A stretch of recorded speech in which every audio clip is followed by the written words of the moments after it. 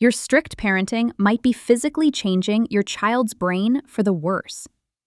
It's based on groundbreaking research published in Psychological Medicine, which tracked children for years using brain imaging technology. A long-term study followed children from age 5 to 10 using fMRI scans to see how parenting styles physically change the brain's wiring. The researchers found a direct link between what they call harsh parenting and accelerated, unhealthy development in the brain's emotion and threat detection center, the amygdala.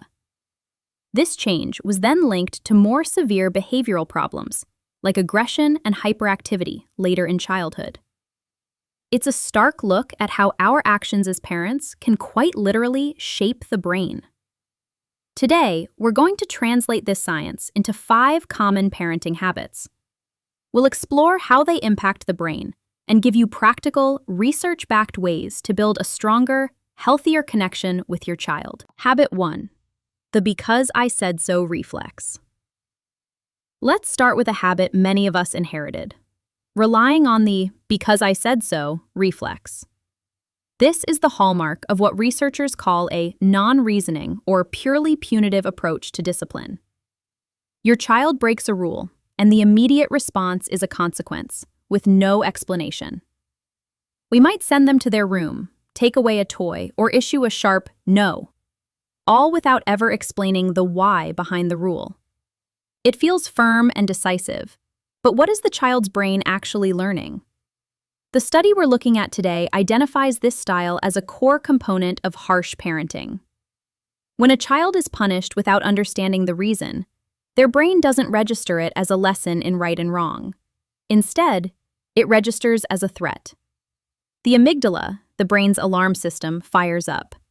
This isn't a state for learning. It's a state of stress and self-preservation. When this happens repeatedly, the brain learns that the parent is a source of unpredictable threats, not guidance. This authoritarian style, high on demands, low on responsiveness, is directly linked to the neurological changes the study warns about. The alternative is to be authoritative, to be both demanding and responsive. Instead of defaulting to punishment, the solution is to prioritize reasoning.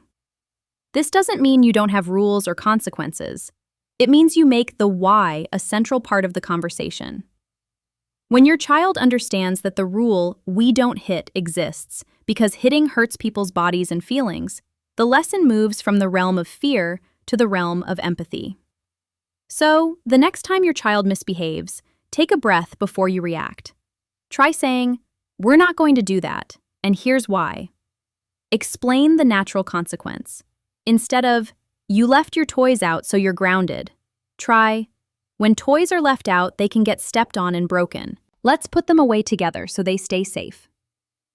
This simple shift moves you from being an enforcer to being a teacher, helping your child's brain build pathways for logic and empathy, rather than just fear. Habit 2. Using a hostile tone and verbal aggression. The second habit is about the emotional temperature of our words. It's the yelling, the sharp and angry tone, the sarcasm, and the verbal hostility that can flare up when we're frustrated. We may not be using overtly abusive language, but the study defines this kind of frequent anger and verbal aggression as a key part of harsh parenting. We might think a loud voice gets our point across faster, but what the child's brain hears is danger. Remember, a child's brain, especially in the early years, is wired for survival. When it perceives an angry or threatening tone from a caregiver, the very person who is supposed to represent safety, the amygdala goes on high alert.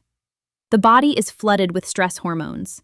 The study shows that this kind of repeated threat experience is exactly what triggers the accelerated development of the amygdala's connectivity.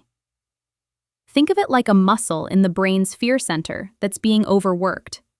It grows stronger and faster, but at the expense of its connection to the brain's CEO, the prefrontal cortex, which is responsible for rational thinking and emotional control. This imbalance makes it harder for a child to regulate their own emotions down the line. In a very real sense, yelling at a child to calm down is neurologically counterproductive. You're activating their brain's panic button while trying to teach them how to be calm. The powerful alternative presented in the research is supportive parenting. This doesn't mean you can't be firm. It means delivering your message with a tone of calm and support, even when you are setting a boundary. This approach fosters a sense of safety, which allows the prefrontal cortex to stay online and actually process the lesson you're trying to teach. When a child feels safe, they can listen, learn, and internalize rules. Practically, this means making a conscious effort to lower your voice when you feel your anger rising. Get down on their level. Try to use I statements like, "I feel frustrated when the floor is messy," instead of, "You always make a mess." This simple change in tone and phrasing can be the difference between triggering a threat response and inviting a teaching moment. It keeps their brain in a state of learning, not a state of fear. Habit 3. The authoritarian tightrope. Many parents believe that being strict is the same as being a good parent. But the research makes a critical distinction between two styles that sound similar, but have vastly different effects on the brain: authoritarian and authoritative. The third habit is accidentally falling on the authoritarian side of that line. Authoritarian parenting is essentially a dictatorship, however loving the dictator may be. It's characterized by high demands and low responsiveness. The rules are rigid, obedience is expected without question, and discipline is often punitive and shaming. The study directly equates this authoritarian style with the harsh parenting that causes negative changes in the brain. When a child's world is all about control and compliance, with little room for their own feelings or input, their brain adapts to a constant state of low-level threat and learns that their own voice doesn't matter. The healthier, more effective alternative is the authoritative style. Authoritative parents are also demanding. They have high expectations and clear boundaries. But crucially, they are also highly responsive. They listen. They explain their reasoning. They allow for a give and take of feelings, even if the rule itself doesn't change. Discipline is treated as a chance to teach, not to punish. Think of it this way. An authoritarian parent might say, "Homework at 4 p.m., no excuses." If the child complains, the response is, "Don't talk back." An authoritative parent would say, "Our homework time is at 4 p.m., so we can get it done before dinner. I know you'd rather play right now, and I get that. How about we work for 30 minutes, then take a 10-minute break?" The parent is still in charge, and the expectation is still clear. But the child's feelings are validated, and they are given a sense of agency within the structure. This approach fosters independence and helps a child develop the crucial skills of self-regulation and decision-making. By aiming for an authoritative style, you provide the structure children need to feel secure, while also providing the warmth and respect they need for their brains to develop in a healthy, balanced way. Habit 4. Overlooking the heightened impact on daughters. This next point is one of the most specific and arresting findings from the research, and it's a habit of unawareness. The study found that while harsh parenting is harmful to all children, the link between this parenting style, the changes in brain wiring, and future behavioral problems was particularly strong and significant in girls. Let's be clear. This does not mean parents should use different standards of discipline for boys and girls. Harsh parenting is a risk factor for everyone. However, the data suggests that girls' brains may be uniquely sensitive to this kind of environmental stress during development. For girls, the study found a direct pathway.